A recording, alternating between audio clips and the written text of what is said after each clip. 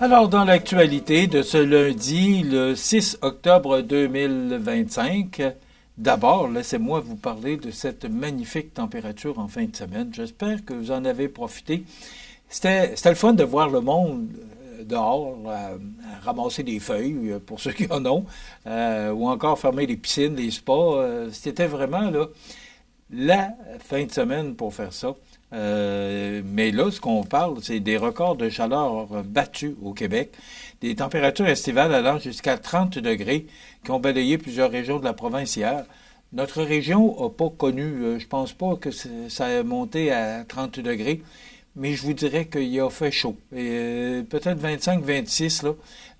Surtout hier, samedi, c'était aussi beau. Alors, ce qu'on dit, c'est que l'été n'a pas dit son dernier mot, malgré l'arrivée des couleurs d'automne, alors que des records de chaleur ont été battus dans plusieurs régions du Québec. C'est Zoé Arcan qui nous parle là, de cette belle température qu'on a eue en fin de semaine. Dans plusieurs régions de la province, les records de chaleur ont été battus. À Montréal, le mercure est monté à 29,9 degrés. C'est la température la plus chaude jamais enregistrée pour un mois d'octobre, a indiqué le météorologue Velonza. Du côté de Québec, la température a atteint 26,6 degrés, battant le maximum pour le 5 octobre datant de 2023. Il faut dire qu'il a fait beau en 2023, qui était de 25,9 degrés. Une température jamais vue pour octobre a aussi été atteinte à Gatineau avec 30,6 degrés et des records ont été établis à Rouyn-Noranda, Val-d'Or et Sherbrooke. Cependant, ça fait le bonheur de tout le monde. Mais ce qu'on dit aussi, c'est que les forêts sont asséchées. Je ne sais pas si vous avez remarqué, mais les feuilles qui tombent, normalement, les feuilles sont belles, là, des feuilles d'érable ou de chêne, mais là, permettez-moi l'expression ratatiner, là, c'est parce qu'il manque d'eau. Les feuilles tombent aussi parce que c'est l'automne, là, mais les feuilles sont toutes ratatinées parce qu'il manque d'eau. Ça fait 2 mois qu'il n'y a pas bouillé, ou presque pas. Là, on annonce de la pluie demain. Là, on parle d'importantes précipitations, particulièrement là, au nord, en espérant qu'on puisse en avoir. Il faut souhaiter en avoir. On est choyé avec la température, mais là, faudrait avoir de la pluie parce que c'est important pour nos forêts qui sont asséchées dans une grande partie du sud du Québec en raison des températures estivales et l'absence de précipitations depuis quelques jours. Donc, c'est sur le site de la Sopfeu. Donc, c'est Zoé Arcan qui nous apprend ça ce matin. Je parle de record, la température, tout le monde l'a vécu. Faut en profiter parce que, bon, c'est sûr que là, c'est l'automne. On pourrait même dire que c'est l'été. Parce qu'on n'a pas eu un beau mois de mai, ni un beau mois de juin. Juillet, ça a été moyen, mais là, depuis le mois d'août, il fait vraiment beau. Dans l'actualité locale et régionale, tragique sortie de route à Sainte-Lucie-de-Beauregard. Ça s'est passé samedi matin. Alors, c'est notre collègue Serge Lamontagne du journal La Voix du Sud dans Bellechasse qui a rapporté cet accident. Un conducteur d'une quarantaine d'années qui a perdu la vie tôt samedi matin. À Sainte-Lucie-de-Beauregard, l'accident est survenu vers 3 heures du matin à l'intersection de la rue principale et de la route du Lac. Selon la Sûreté du Québec, l'homme, seul à bord de son véhicule, aurait perdu le contrôle pour une raison encore inconnue. Sa voiture a terminé sa course dans un fossé avant de percuter un ponceau puis un poteau de communication. Le décès du conducteur a été constaté sur place. Un policier spécialisé en enquête de collision s'est rendu sur les lieux pour analyser les circonstances de l'accident. Donc, tragique événement samedi matin à Sainte-Lucie-de-Beauregard. Vendredi, à 16h30, c'était la fin des candidatures, de mise en candidature pour les élections municipales du 2 novembre prochain. Faudrait voir, mais je pense que c'est un record battu, là aussi, au niveau des candidatures qu'on a. Moi, je suis agréablement surpris de voir le nombre de candidatures. Vous savez, durant les 4 dernières années, c'est près de 10% des gens qui étaient élus, qui ont démissionné pour toutes sortes de raisons.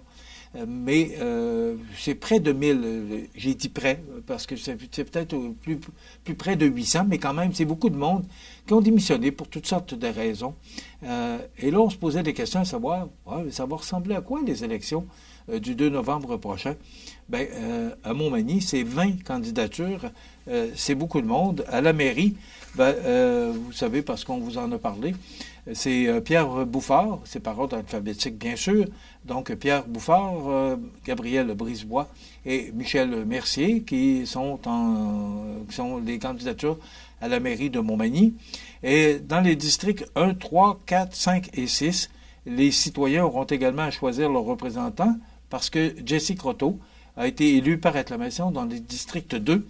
Donc, dans le district 1, Jérôme Laviolette-Côté, Denis Lavoie, Marc Lefrançois et Christelle Mondor.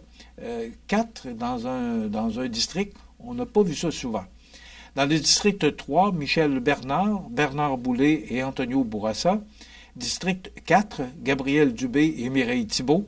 District 5, Sylvie Boulay, Mélanie Morin et Jérôme Théberge. Et enfin, dans le district 6, 4 candidats également, Jacques Coulombe, Colin Lavergne, Bruno Marois et Alexandre Têtu, qui s'affrontent dans cette campagne électorale dans le district 6. Donc, les élections auront lieu le 2 novembre prochain. Vous pourrez aller voter de 10h à 20h à l'espace citoyen. Un vote par anticipation une semaine avant aura lieu le 26 octobre et vous pourrez voter de midi à 20h à l'espace citoyen toujours. Donc, élection municipale et on regarde je vais vérifier auprès de maître Karine Simard, savoir comment les résultats vont sortir le 2 novembre. On regarde là, pour peut-être vous présenter une soirée électorale, mais si les résultats sortent, parce qu'il y a des municipalités où ils sortent le résultat là, tout d'un coup. Alors, on va voir comment maître Karine Simard veut donner les résultats de l'élection municipale et peut-être qu'on interviendra dimanche, le 2 novembre, en soirée, là, pour vous donner les résultats. Je vous reviendrai là-dessus, mais on regarde ça sérieusement pour être présent, pour vous donner les résultats de cette campagne municipale. Aussi, il y a élection dans plusieurs, entre autres Berthier-sur-Mer, on sait qu'il y a élection à la mairie et il y a des conseillers municipaux aussi. Également Saint-Pierre-de-la-Rivière-du-Sud. Saint-François, je pense que M. Jean n'a pas eu d'opposition. On tentera de vous faire un tableau de tout ça là, demain dans notre émission de Bonjour Côte-du-Sud, là, à savoir toutes les municipalités là, dans la MRC de Montmagny, Lillet, Kamouraska qui iront en élection. J'apprenais via Radio-Canada la semaine dernière que le Lac-Frontière et Saint-Cyril-de-Lessard n'auraient pas de candidat à la mairie. Alors, on va vérifier ça pour vous et on vous donnera ces résultats, possiblement demain là, dans notre émission. On parle beaucoup là, des rénovations pour la piscine du cégep de la Pocatière. La ville de la Pocatière annonce un geste concret pour assurer l'avenir de la piscine du cégep. En effet, un investissement de 500 000 $. Ça va donner un bon coup de main à la réalisation des travaux parce que c'est la seule piscine qu'il y a entre Montmagny et Rivière-du-Loup.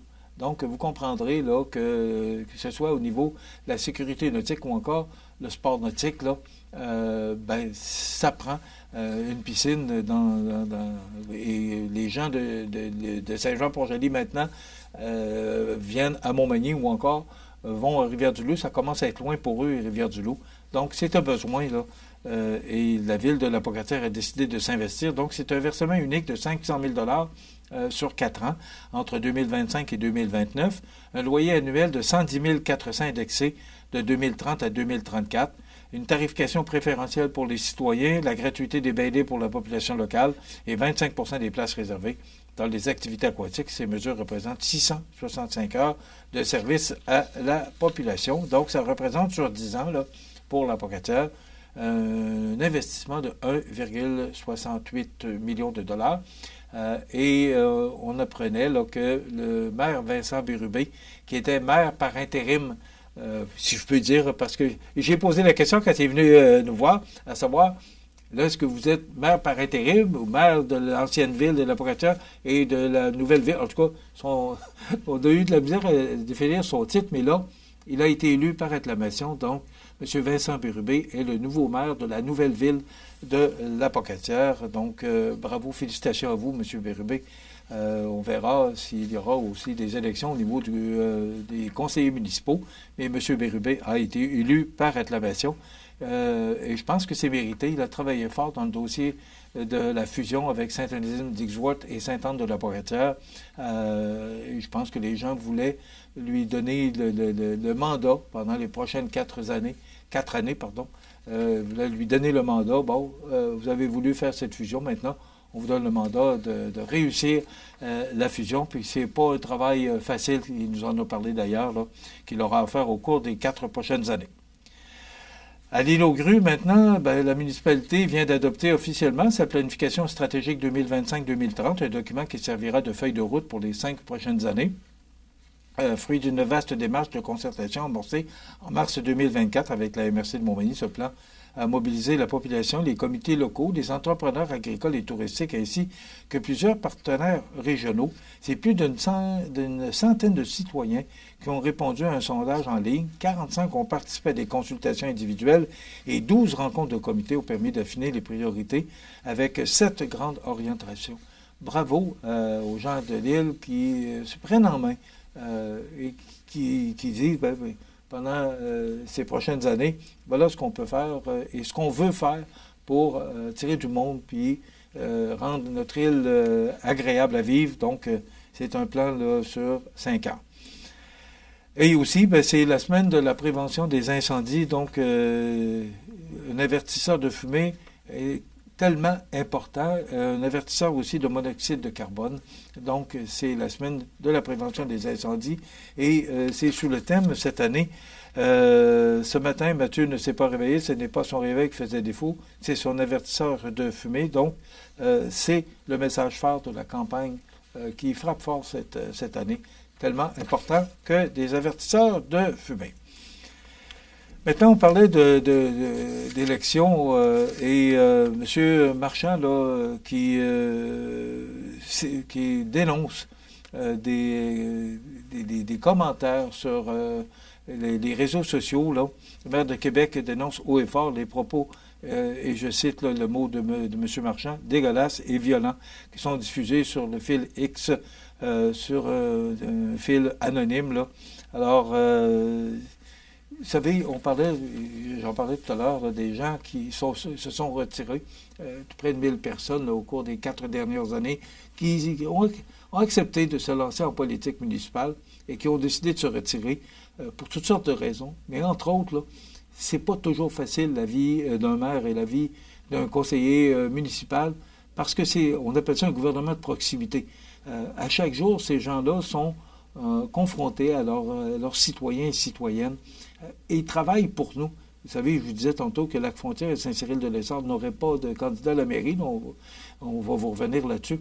Mais, vous savez, il y a toutes sortes de raisons qui peuvent faire que les gens sont de moins en moins enclins à se présenter, particulièrement dans les petites municipalités, parce que, on l'a mentionné, là, plusieurs sont venus nous visiter, là, les candidats à la mairie.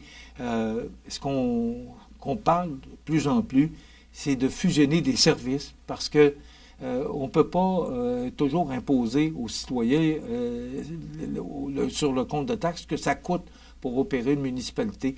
Donc, on cherche des moyens pour économiser de l'argent et la fusion de services, ça se verra de plus en plus. Si ce n'est pas la fusion de services, ce sera la fusion des municipalités. Plusieurs ont des projets. On sait que Saint-Jean-Port-Joli est venu nous en parler. M. Ghislain Deschênes, qui est maire actuel de Saint-Aubert, et également M. Caron, qui est maire de Saint-Jean-Port-Joli et préfet de la MRC de Lillet. On en jase avec Saint-Roch-des-Aunais. Ça se discute. Et ce qu'on nous a dit, c'est que ça pourrait se discuter encore davantage après les élections. On va laisser passer les élections. Et après ça, on va suivre ça avec intérêt. Mais de plus en plus, on verra ça, des fusions de services ou des fusions de municipalités pour éviter que la charge financière soit trop lourde pour les citoyens et les citoyennes. Voilà, c'est pas mal. Il y a M. Carney là, qui retourne à Washington là, en raison des nouveaux tarifs, là, entre autres 10 de plus là, sur le bois de main-d'œuvre. Il retourne dans le titre de Guillaume Saint-Pierre dans le Journal de Québec. Carney de retour dans la fournaise du bureau ovale. Alors, M. Carney qui ira rencontrer le président Trump pour essayer d'avoir peut-être un petit... il ne l'aura pas, là, je pense pas, là, parce que je pense que M. Trump tient son idée de charger des tarifs douaniers. Mais en tout cas, qui risque rien à rien. Donc, M. Carney qui sera demain à Washington. Ben voilà, ça complète déjà notre émission. Demain, on reçoit entre autres M. Bernard Boulay, qui est candidat au district 3 de la ville de Montmagny. Et Jean, j'ai oublié mon petit papier. Qui sera notre autre invité? Alors, c'est Nicole Robert, qui est directrice générale de la Chambre de commerce, qui viendra nous parler du gala Prestige et Jardin. Ça complète. Je vous donne rendez-vous demain pour une autre émission d'information. Passez une bonne journée. Les avis de décès dans un instant.